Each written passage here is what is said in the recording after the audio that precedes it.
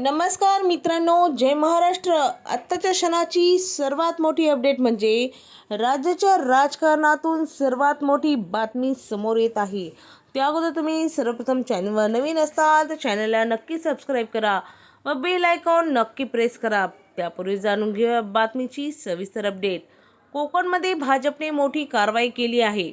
बड्या नेत्यासह 84 पक्षातून हकालपट्टी करण्यात आली आहे.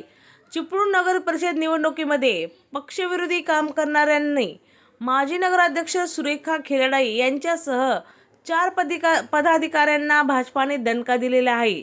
या सर्व विरोधात पक्षाने कठोर कारवाई करत त्यांची पक्षातून हकालपट्टी केलेली आहे.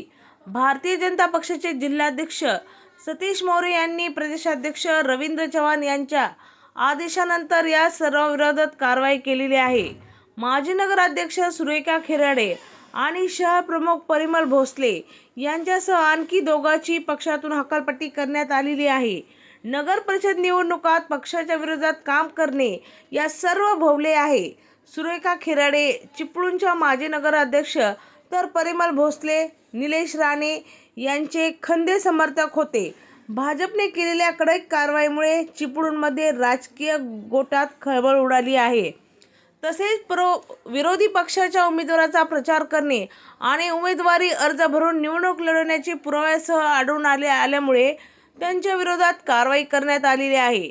माजी नगराध्यक्षा सुरेखा खिराडे, सुधीर सुधाकर पानकर, माजी शहराध्यक्ष श्रीराम शिंदे, माजी जिल्हाध्यक्ष परिमल भोसले या सर्वांचे निलंबन करण्यात आलेले आहे.